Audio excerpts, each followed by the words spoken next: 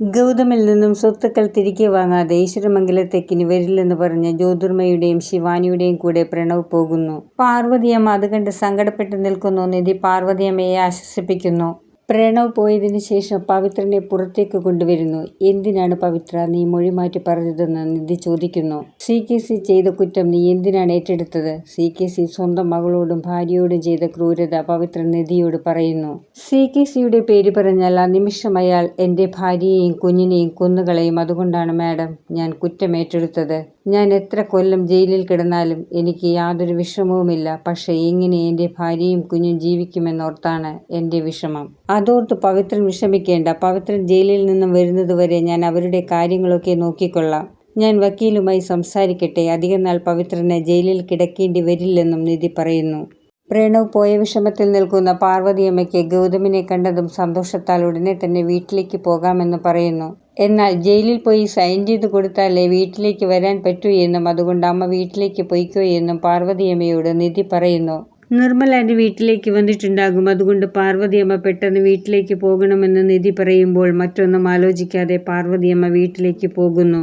ഗൗതം നിധിയോട് പറയുന്നു പവിത്രൻ ചതിക്കുമെന്ന് കരുതിയില്ല എന്ന്. പവിത്രൻ മനഃപൂർവ്വം ഒന്നും പറയാതിരുന്നതല്ല. CKC അയാളുടെ ഭാര്യയെയും കുട്ടിയെയും പിടിച്ചുവെച്ച് കൊല്ലുമെന്ന് ഭീഷണിപ്പെടുത്തിയതുകൊണ്ടാണ് പവിത്രൻ കുറ്റമേറ്റെടുത്തതെന്ന് നിധി പറയുന്നു. CKCയും ജ്യോതിർമയും കൂടി ഗൗതം ജയിലിൽ നിന്നും രക്ഷപ്പെട്ടതിൽ അങ്ങോട്ടും ഇങ്ങോട്ടും കുറ്റപ്പെടുത്തുകയാണ്. ശിവാനി അറിഞ്ഞതുകൊണ്ട് പ്രണവ് അറിയാനുള്ള സാധ്യത കൂടുതലാണ്. പ്രണവിനെ പിടിച്ചുകൊണ്ടുപോയത് CKC ആണെന്ന് പ്രണവ് ഒരിക്കലും അറിയരുത്. അതിനുവേണ്ടി ശിവാനിയെ ഇനിയും നമ്മൾ കൂടെ നിർത്തണമെന്ന് CKC പറയുന്നു. അവർ സംസാരിക്കുന്നതിനിടയിൽ ശിവാനി വരുന്നത് CKC കാണുന്നു. അതോടെ CKCയും ജ്യോതിർമയും ശിവാനി കേൾക്കാനായി നല്ലൊരു നാടകം അഭിനയിച്ച് തകർക്കുന്നു. അതിൽ ശിവാനി വീഴുന്നു. പ്രണവ് ഒരിക്കലും അതൊന്നും അറിയില്ലെന്ന് CKCക്കും ജ്യോതിർമയ്ക്കും ശിവാനി ഉറപ്പ് കൊടുക്കുന്നു. നിധിയെ ശിവാനിയുടെ അച്ഛൻ നിധിയുടെ അമ്മാവൻ വിളിക്കുന്നു. ഗൗതം ജയിൽ മോചിതനായതിൽ അതിയായ സന്തോഷം പ്രകടിപ്പിക്കുന്നു.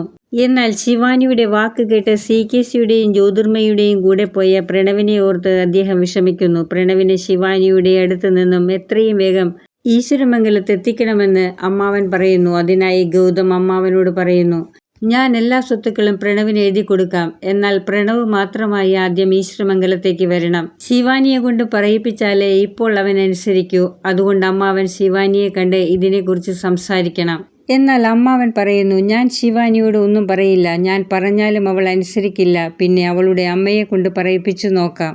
അങ്ങനെ ശിവാനിയുടെ അമ്മയോട് അമ്മാവൻ ഗൗതം പറഞ്ഞ കാര്യങ്ങളൊക്കെ പറയുന്നു. എന്നാൽ അമ്മ പറയുന്നു പ്രണവ് കേസ് കൊടുത്ത് എല്ലാം നേടുമെന്നായപ്പോൾ സ്വത്തൊക്കെ എഴുതിത്തരാമെന്ന് പറഞ്ഞ് വന്നിരിക്കുന്നു. പ്രണവിനറിയാം സ്വത്തൊക്കെ എങ്ങനെ നേടണമെന്ന്. ആരും ഒന്നും എഴുതി കൊടുക്കേണ്ട. എല്ലാ സ്വത്തുക്കളും പ്രണവിന്റെ പേരിലായി കഴിഞ്ഞാൽ ഈശ്വരമംഗലത്ത് നിന്നും നിധിയെയും ഗൗതമിനെയും പാർവതിയമ്മയെയും വസുന്ധരയെയും എന്തിന് പ്രണവിന്റെ അച്ഛനെ വരെ ചവിട്ടി പുറത്താക്കിയിട്ട് ഞാനും എൻ്റെ മോളും കൂടി അവിടെ കയറി താമസിക്കും.